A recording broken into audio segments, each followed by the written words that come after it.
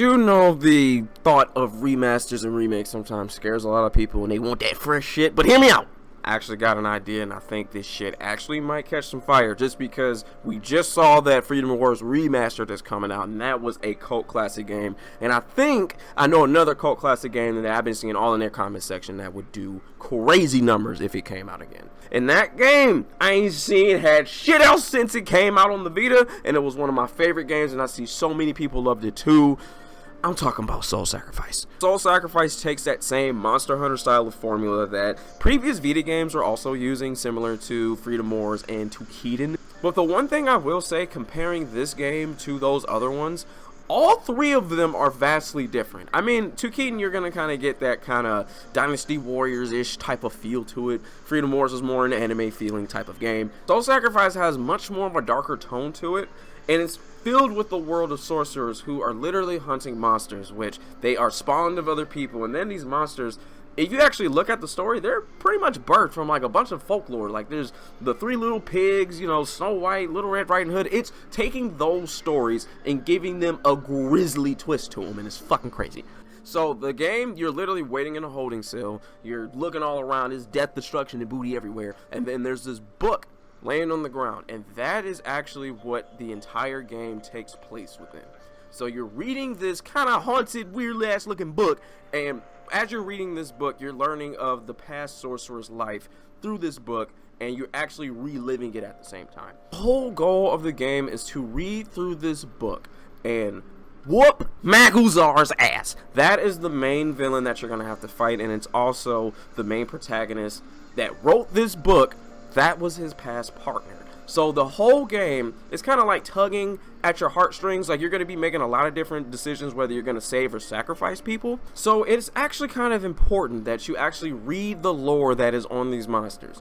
Some of the monsters' lore that is in this game is kind of sad. Some of it is a little fucked up and you kind of like, yeah, you know what, I might as well go ahead and sacrifice you. So it kind of makes you actually want to read more on the monsters to figure out what the fuck happened. Why did the chalice get to him? Oog.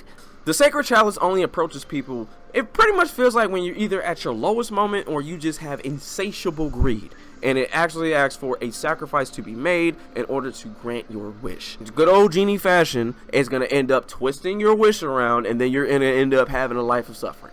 Even worse. And then the way these stories are written in the lore, you're like, man, my mouth was dropping. I'm like, yo, this is crazy. It's some juicy shit in there, Chief. So they have a really good just universe built within this game, and you get slapped upside the head with some crispy gameplay. So it has that third person kind of action style of gameplay. But the thing about Soul Sacrifice, so there's two different games you can get. You can either get the first game, but I recommend getting Soul Sacrifice Delta.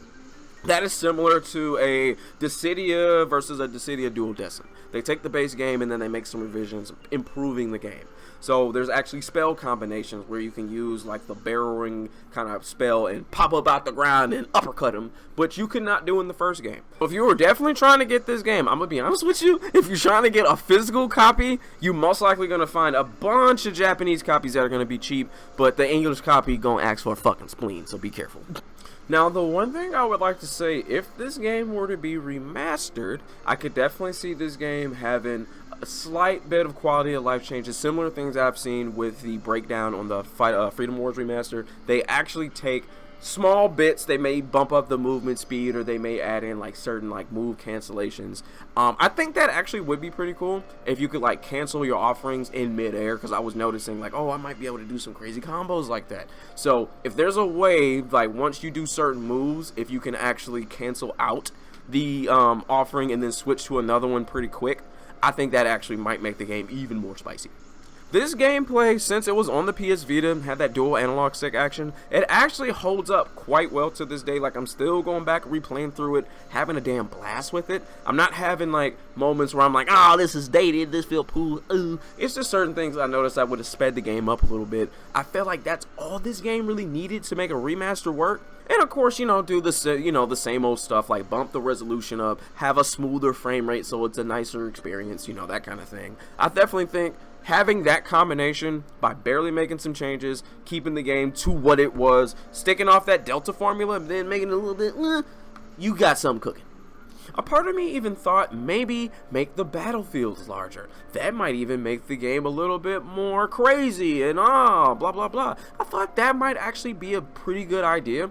But technically, even the battlefields that were on the PS Vita, they actually were not small at all. Some of the ones that you actually had to like run certain paths to, and then when you do progress through the game, you're going to be fighting more than one monster at one time. So there's going to be times they might be having some homies fight them down there while you fight the other one down there. So I'm even thinking like, you don't even need to increase the battlefield. So I'm like, there's not much you have to do to change this game. Just re-release this bitch, we good. Oh, also, just a real quick thing. I just want you guys to know something right now. If you are somebody that wants to play this game, I have no clue how long that PlayStation Store is going to be open on the Vita. But if you want to get the digital version, it's like a $17 game. It's super cheap. If you want to get the physical, have fun. So after really giving this game some thought, this was one of those games that was in that rare case where I'm like, hey, this is something that you can just re-release, cut, slap remaster across to it, make slight changes, and you good. Like, this really does not need, like, a full-fledged remake or anything like that. It really doesn't. Part of me thinks Sony has been halfway listening to a lot of the things that's been going around. Like, they're finally making another handheld successor since the Vita has been floating on limbo for so long. And then they came out with that PlayStation Portal, and people ripped that to shreds. So I'm thinking, hopefully they are listening to it. They look at their catalog, see what's good, and see what they can actually do. Because there's a good few games. I feel like I can make a series out of this. There's so many games that I have played that are still good to this day. I have so much fun with. I don't even have any issues with. I'm like, yo, if this game would have came out again recently with some freshed up, toned up graphics or something, or with some multiplayer or something, if the game is dead, I would have been so happy, man. It would have been such a good experience to see these games come back to life and see a new generation enjoy them. Because this game, even though it's like 10 plus years, I think you should definitely go back and still play the original Vita version. The game still holds up great. Shit, I'm still thinking about playing Freedom Wars just to do a nice little quick comparison. But it's still a good game, holds up great. I definitely recommend it, and it definitely deserves a remaster ASAP.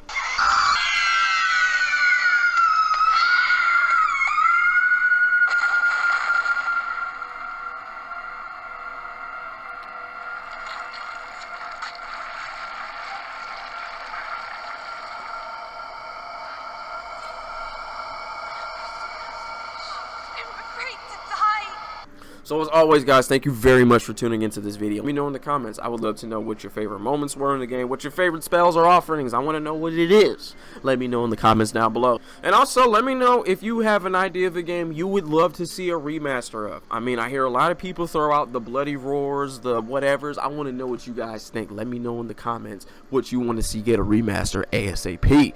So as always, guys, I would love to thank you guys for tuning in. This is your boy QKG, and peace out.